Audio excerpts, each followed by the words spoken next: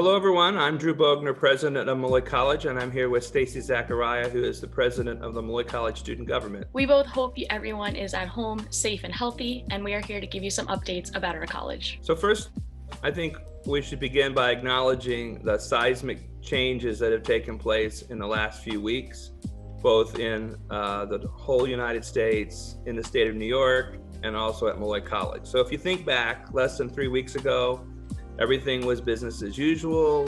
People were going to classes, student activities were happening, everything was face-to-face, and now it's a very different world. And like all of you, I'm sequestered. I'm actually here at my place in Massachusetts. You can look out and see the pine trees behind me. And I'm doing all the business through Zoom and through telecommunications. I can't believe how technologically connected I am in ways I probably never thought I would be. So as this crisis has been happening, we have been operating with two goals in mind.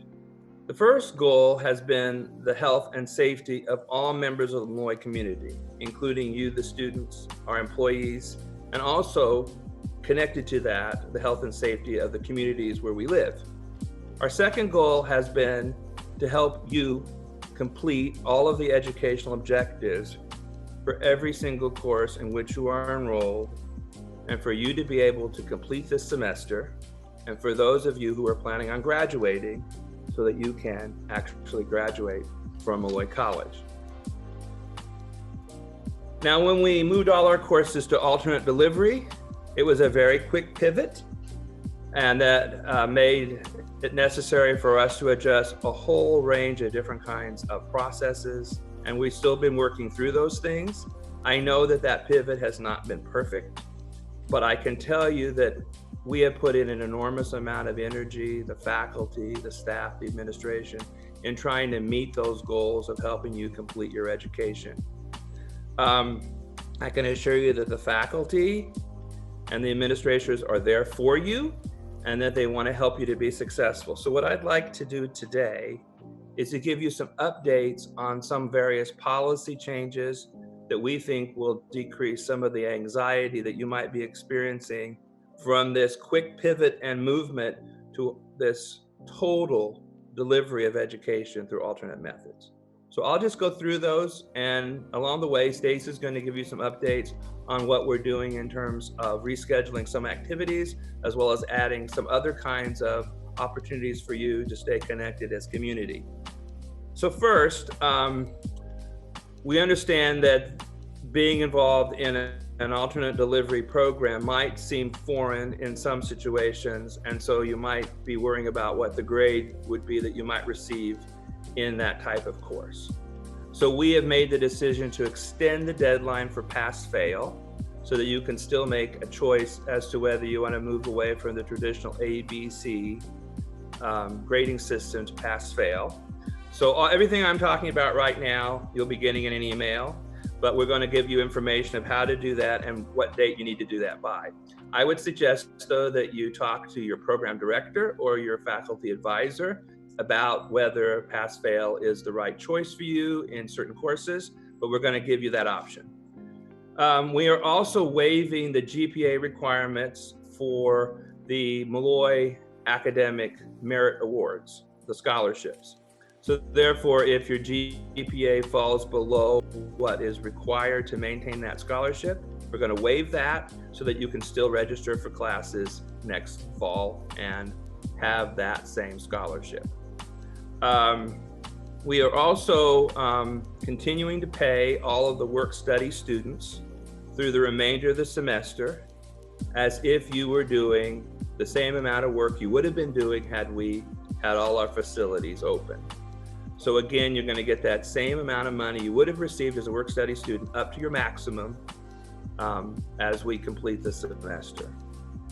And while we have canceled or postponed many events, I will tell you that it is my strong preference that particularly those events that are celebratory in nature, that we find a way to continue to do those. And so we're working to reschedule those events. So one of those I've heard them quite a bit about has been commencement. And at some institutions, they've canceled it. Others are moving to virtual commencement. We're not going to do that. So our plan is to have a live commencement event or events sometime in June.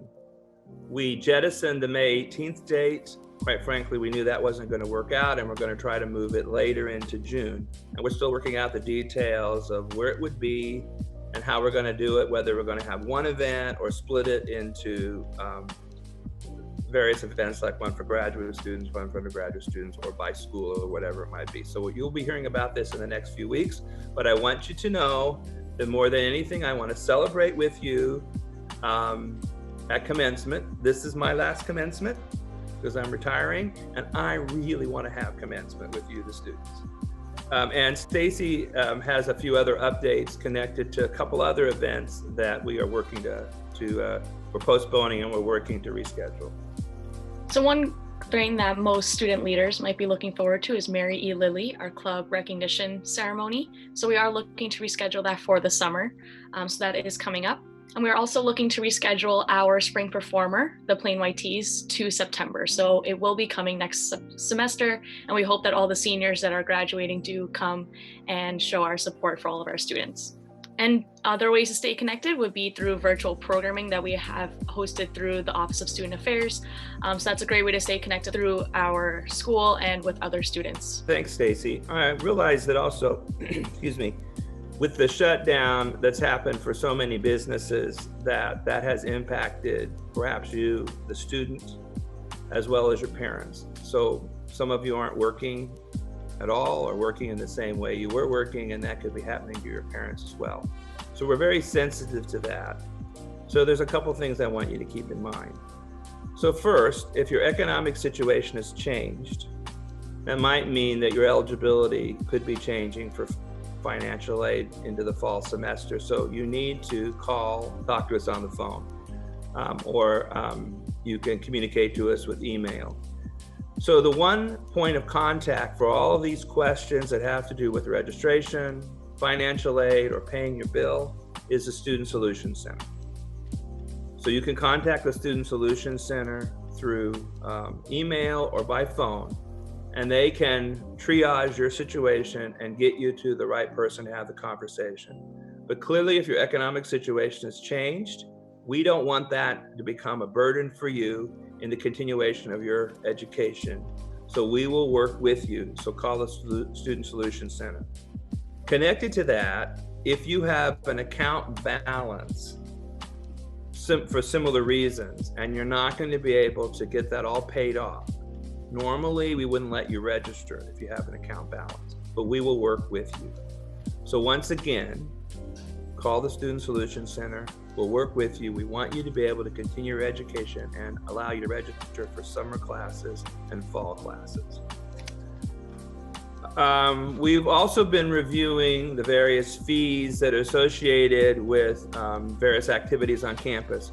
So clearly we know that one of the impacts of moving into alternate delivery system is that we could not duplicate all the educational experiences that support your education, such as clinicals, practicums, lab experiences, artistic endeavors, whatever it might be.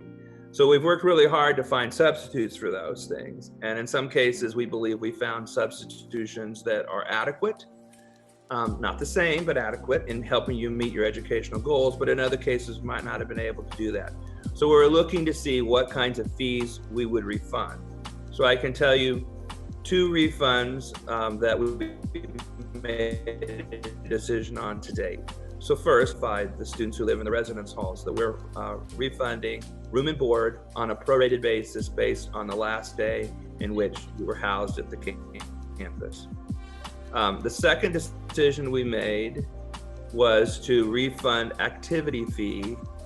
For everyone who paid an activity fee, we will refund that activity fee prorated on the last day in which the college facilities were open. Course fees, we are looking at course fees right now. We've made a lot of decisions relative to course fees, but I'm not going to go through all that right now. We'll communicate that to you directly based on your enrollment in that course. So all of those refunds will show up as a credit on your account, okay? So don't expect that you're going to get a refund for every fee, for every course. We've attempted to meet those educational goals in other ways.